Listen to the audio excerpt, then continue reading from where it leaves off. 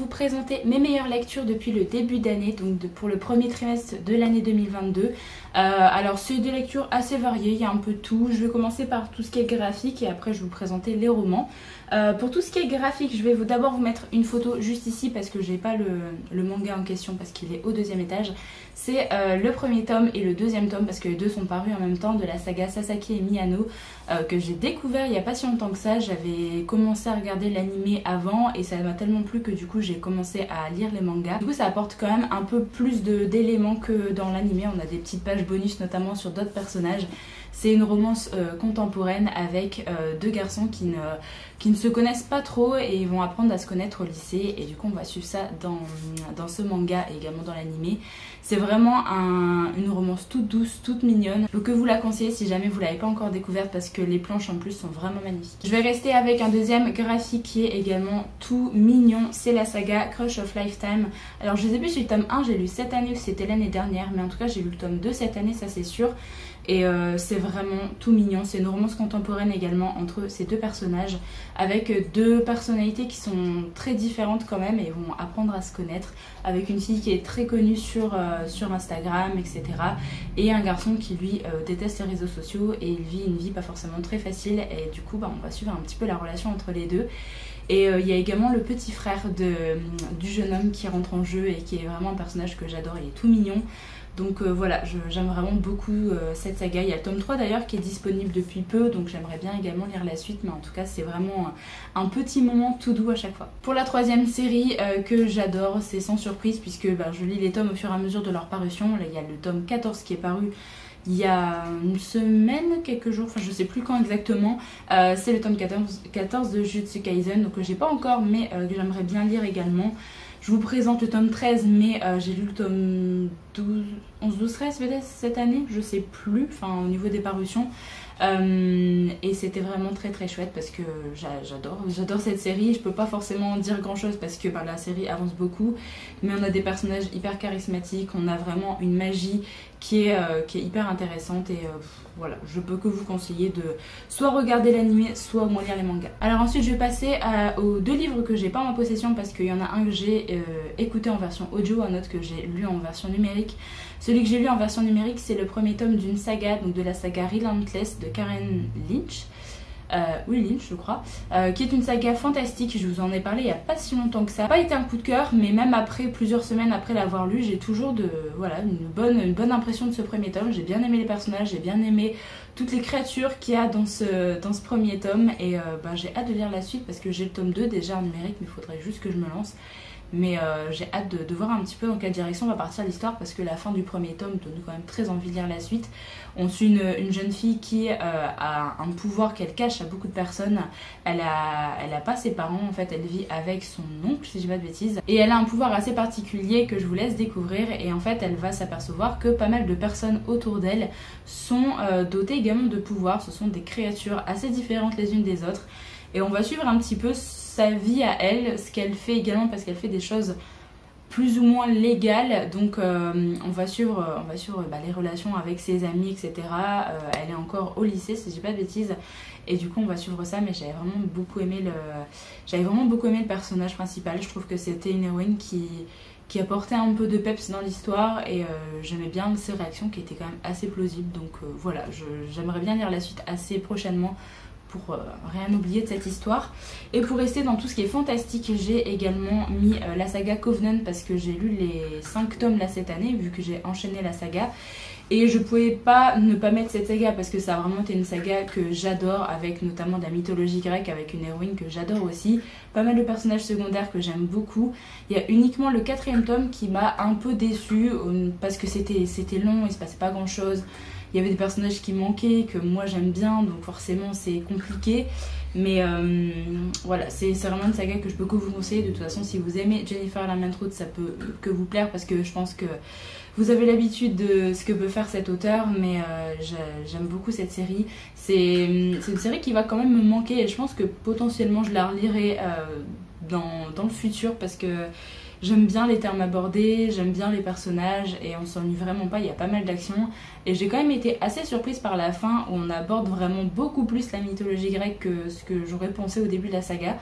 Donc je suis assez contente de comment ça s'est terminé et je vous invite de toute façon à aller voir mes updates à chaque fois quand je vous parle des séries, mais voilà, ça c'est vraiment une série qui aura marqué mon début d'année, ça c'est sûr. Ensuite on passe dans un cozy mystery et notamment avec ma saga chouchou, c'est Les Détectives de Yorkshire avec le tome 4, Rendez-vous avec le poison de Julia Chapman. Je pouvais pas ne pas mettre ce tome 4 parce que c'est mon tome préféré de la saga. J'ai vraiment adoré ce qui se passait, j'ai adoré l'évolution des personnages, notamment nos deux personnages principaux avec Delilah et Samson. On a beaucoup plus d'informations sur le passé de Samson, on avance bien dans notre découverte un petit peu de ce personnage et de ce qu'il a fait dans le passé. Donc, et en plus de ça, il y a toujours une petite enquête qui mène pas mal de personnages, donc c'était vraiment très très chouette. Une lecture assez doudou avec des petites enquêtes, avec des petits retournements de situation et voilà, j'ai le tome 5 dans ma palle, donc je pourrais continuer cette saga que j'aime beaucoup. Alors ensuite, je voulais vous parler de 2 romances contemporaines que j'ai lues récemment aussi. La première, c'est Behind the Bars de Brittany Setcheri, qui a vraiment été un coup de cœur. J'adore la plume de Brittany Setcheri, c'est pas la première fois que je la lis, loin de là. Ça, je crois que ça doit être le 4e ou 5e tome, enfin 5e livre d'elle que je lis. Donc je savais que j'allais au moins apprécier la plume de l'auteur, mais en plus de ça, j'ai adoré les thèmes abordés, j'ai adoré les 2 personnages. Leur évolution, même s'il y a certains moments qui sont assez compliqués à lire avec des passages qui brisent un peu le cœur, mais j'adore également quand il y a 2 temporalités. Là c'est ce qu'on a une temporalité dans le passé et une après dans le présent où on les retrouve 6 ans plus tard je crois, et on apprend ce qui s'est passé pour nos personnages pendant ce temps-là. Et c'est des personnages qui sont assez forts, des personnages qui restent marqués même après la lecture, donc je peux que vous conseiller de toute façon de lire ce livre-là parce que j'ai adoré. Et alors je pensais pas forcément mettre ce livre-là parce que ça a été vraiment une très bonne découverte, une très bonne lecture, et en même temps c'est quand même une thématique qui était quand même assez bizarre à lire dans un roman. Mais j'ai tellement aimé la façon dont l'auteur a mis en place cette histoire que je pouvais que mettre ce livre-là dans mes meilleures lectures également de ce début d'année. C'est Forbidden de Tabitha Suzuma, qui est également une romance contemporaine, mais cette fois-ci entre un frère et une sœur. Donc le sujet de l'inceste est assez compliqué à être abordé dans un roman et dans n'importe quel autre, que ce soit film, série ou quoi que ce soit. Je trouve que c'est un sujet un petit peu casse-gueule pour les auteurs. Et j'ai vraiment beaucoup aimé la façon dont Tabitha Suzuma l'a abordé justement dans ce livre-là, parce que c'est fait tout en douceur. D'abord, on apprend à connaître les personnages avant même la potentielle romance en fait entre les 2 personnages. On apprend à les connaître, on apprend à connaître leur situation familiale, à savoir comment ils vivent, comment ils se sentent également dans la vie. Et du coup, on ne peut que s'attacher à eux avant même d'avoir ce petit frein, parce qu'il y a une romance qui commence à naître entre eux deux. Voilà, j'ai vraiment beaucoup aimé la façon dont l'auteur a mis en place cette relation entre les 2 personnages, donc je pouvais que le mettre ici, même si le sujet est pas forcément... C'est pas forcément un sujet que j'aime bien lire en soi, mais la façon dont ça a été tourné, c'était tellement beau, tellement poétique, et la fin m'a tellement marquée que je pouvais que mettre ce livre ici. Alors ensuite je passe à un tome 4 qui est le tome 4 de la saga Un palais d'épines et de roses. Donc là c'est Un palais de flammes d'argent de Sarah J. Maas.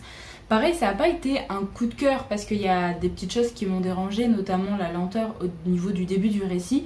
Mais j'ai tellement aimé la façon dont l'auteur a fait évoluer le personnage de Nesta et la façon dont on apprend à la connaître dans cette histoire. Donc je pouvais que mettre ce tome 4 ici parce que j'ai adoré toute la 2e et 3e partie du roman. Je trouve que ça se lit tout seul, il y a pas mal d'action et j'adore l'évolution du personnage de Nesta. Donc voilà, j'ai vraiment beaucoup aimé ce livre-là et je trouve que ça se lit tout seul avec l'écriture de cet auteur. Ensuite, pour terminer, je vais vous présenter 2 livres qui sont des livres plutôt historiques que j'ai vraiment adoré. Le premier, c'est La couleur des sentiments de Catherine Stockett. C'est un classique que je voulais lire depuis pas mal de temps et j'ai enfin découvert ce livre-là cette année et ça a vraiment été une petite claque par rapport à cette histoire, parce que c'est un livre qui reste énormément marqué avec des sujets qui sont importants et j'ai adoré la façon dont l'auteur a mis en place ses personnages, la façon dont on les suit également.